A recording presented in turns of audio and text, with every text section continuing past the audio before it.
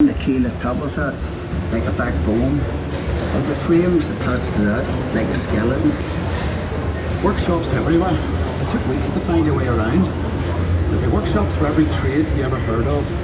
Painters, sailmakers, coppersmiths, boiler makers, cabinet makers. I even learned a bit about French polishing of them. Harlowers is a fine place to work, but dangerous.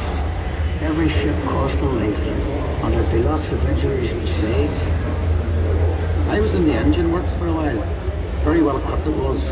That's where we built the triple expansion engines. 2 of them, each as high as a 3-story house. I worked in the frame bending shop. You had heat steel beams in the furnace, then hook them onto slabs of cast iron and hammer them curved. It was skilled work. You had to bend them more than you needed because the frame straightened out a little when it cooled. The shell plates that made up the hull weighed up to 4.5 tons. They were taller than the da. The plates were overlapped on the edges. Some were raised, one after another. We called it clincher. One of the foremen told me years ago, that's how you built steel ships. I worked as a heater boy.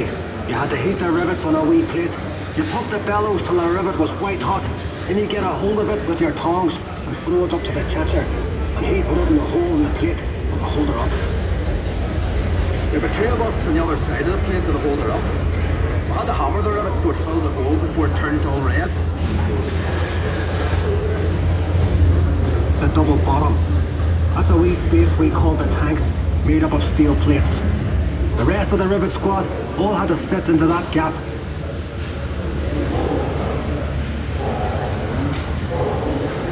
One of the foremen would check each rivet with a special hammer.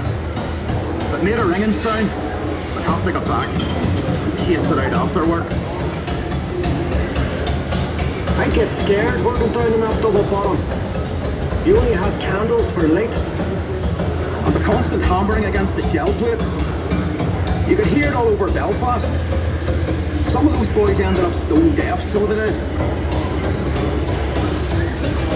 We were paid 31 bob a week. The heater boy and catcher got 16 bob. But we all worked the same 54 hours. The upper deck was steel too, and part of the strength of the ship. There's no straight lines in the ship, and when you look down the weather deck, you could see the sheer of her hull, which stopped her reflection at sea. The stern frame had to be strong enough to take the rudder turning in heavy seas. You'd have all these timbers and guy wires to steady the frame, and men scurrying around like ants underneath. When we came to launch day, I was torn between pride and fear. The standing ways were coated in tallow, train oil, and sulfur. The ship would slide when they shifted her weight off the block.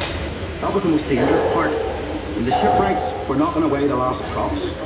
They were under compression, you see, and the sliding ways would be released by the hydraulic trigger.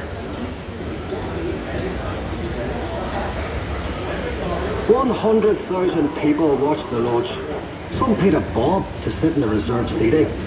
There were extra trams laid on. Then we all went off to the pub to wish her well. Doc, you were proud to be an island man that day. And Titanic was the pride of Belfast.